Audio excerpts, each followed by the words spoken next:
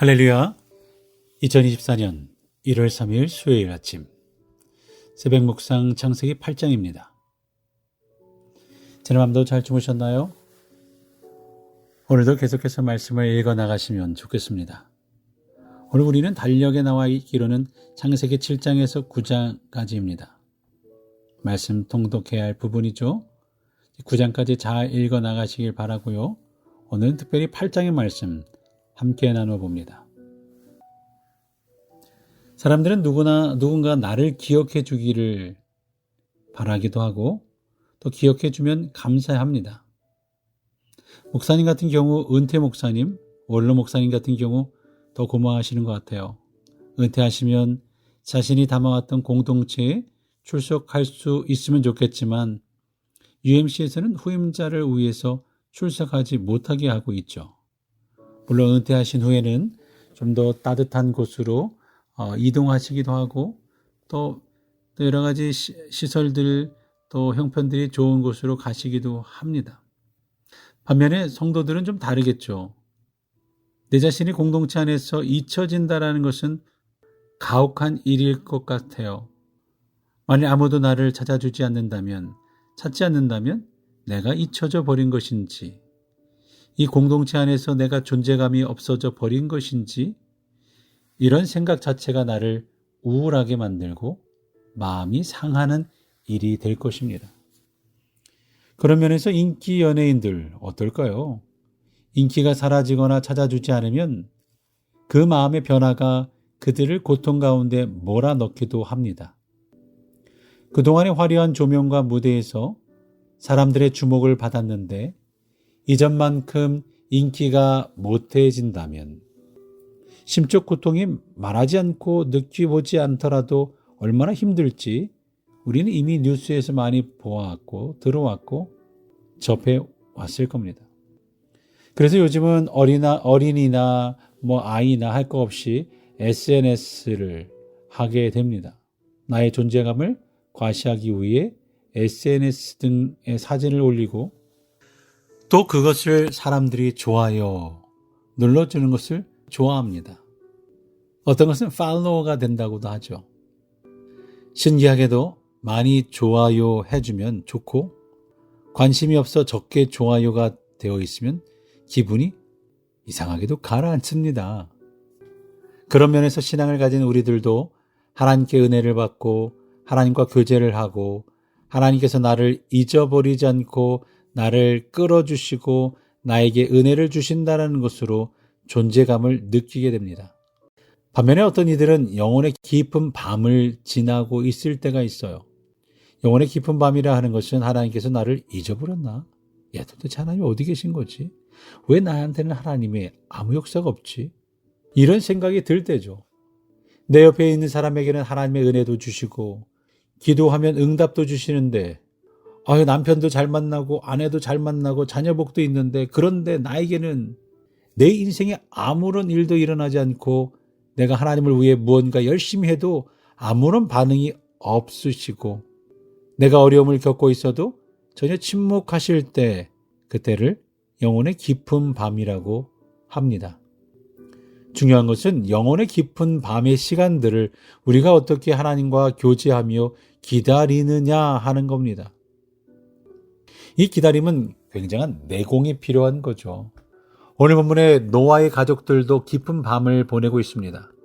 하나님께서 은혜를 주셔서 모든 사람들이 망하고 죽은 역사의 현장 가운데 노아의 아들과 며느리를 포함해서 8명만 탔잖아요. 이 어찌 큰 은혜가 아니겠습니까? 8명만이 방주를 탄 것은 무조건적인 하나님의 은혜입니다. 그런데 방주에서 하나님이 나를 기억하지 않는 것처럼 느껴지는 거죠. 왜냐하면 시간이 자꾸 가기 때문입니다. 오늘 읽은 말씀 가운데 7장 17절을 보면 오늘 이제 7장에서 9장까지 읽으시죠. 7장 17절 말씀 보면 홍수가 땅에 40일 동안 계속된지라 물이 많아져 방주가 땅에서 떠올랐고 일단 문 닫고 방주에 들어간 이후에 40일 동안 비가 세차게 내렸어요. 24절을 보면 물이 150일을 땅에 넘쳤더라 라고 되어 있죠.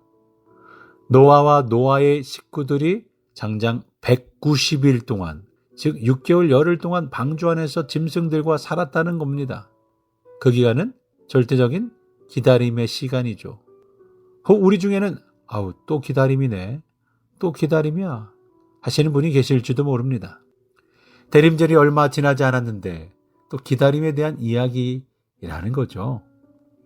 그런데 기다림이 믿음이고 믿을 수 있어야 기다릴 수 있는 겁니다.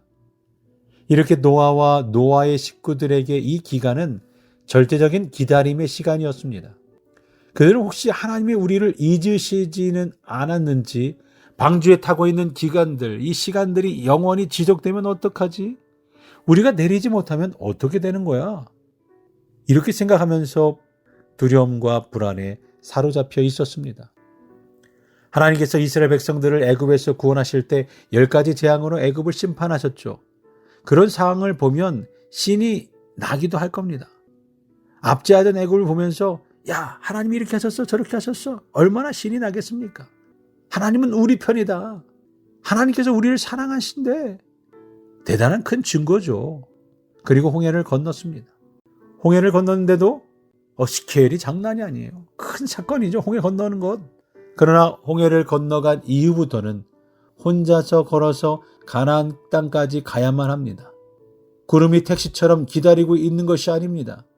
내가 걸어가야 하는 거예요.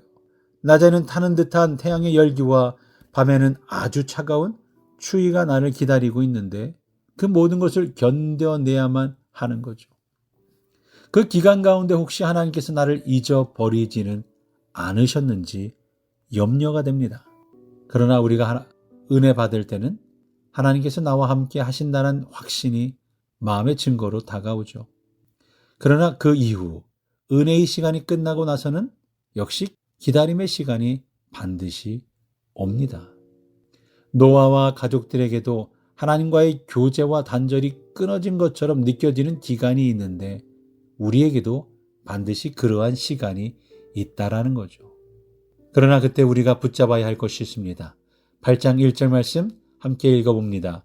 하나님이 노아와 그와 함께 방주에 있는 모든 들짐승과 가축을 기억하사 하나님이 바람을 땅 위에 불게 하심에 물이 줄어 들었고, 하나님께서 우리를 기억하시는데 노아 그들의 가족뿐만 아니라 방주 안에 들짐승들과 가축들까지도 하나님께서 기억하셨어요.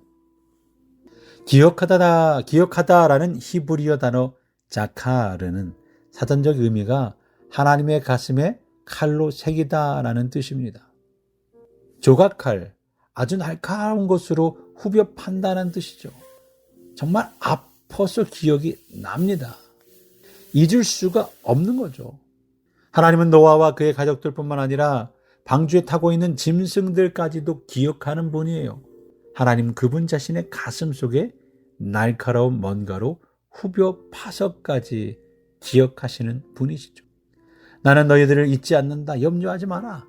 내가 이민의 생활에 고생해도, 남편으로 아내로 인해 고생해도, 자식으로 인해 고생해도, 말이 통하지 않아서 정말 이민 생활 힘들어도 그 힘들어하는 너의 삶을 기억하고 그로 인해 기도하며 울부짖는 것 잊지 않고 기억한다.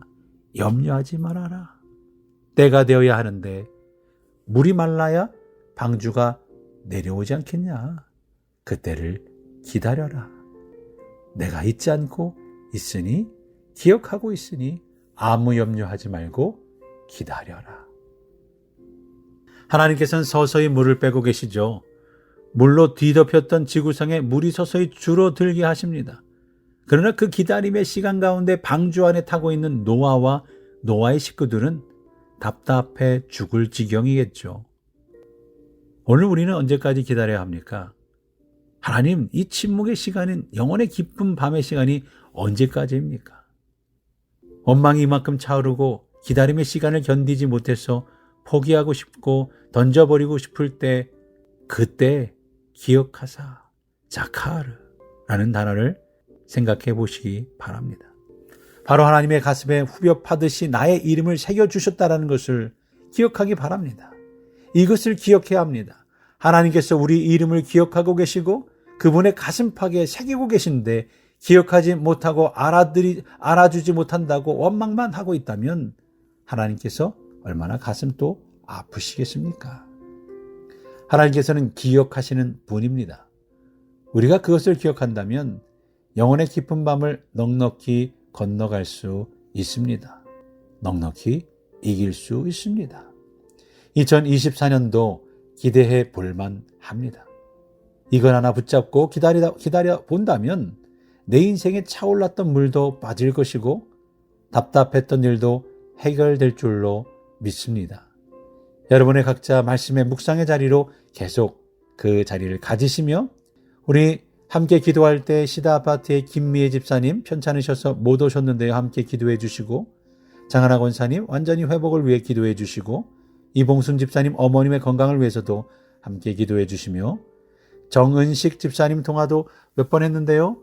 우리 잘 회복이 되고 나으면 꼭 교회에 오겠다고 말씀하십니다. 함께 기도해 주시고 우리 박하나 청년 감기 들어 고생했던 것 같아요. 건강 회복을 위해서 기도해 주시고 황혜은 자매도 우리 성도님도 감기 걸려 이제 회복 중에 있습니다. 온전히 회복을 위해서 기도해 주시고 김현진 청년 어머니 감기 회복을 위해서 기도해 주시기 바랍니다. 홍성주 집사님 건강 온전히 회복되도록 기도해 주시고 손병옥 권사님 투석 잘 받으시도록 함께 기도해 주시기 바랍니다. 우리 오늘 말씀 기억하며 나를 기억하시는 하나님을 기억하며 오늘도 기도할 수 있을 때에 우리 주변에 있는 분들을 위해서 함께 기도하며 이 하루를 출발할 수 있길 바랍니다.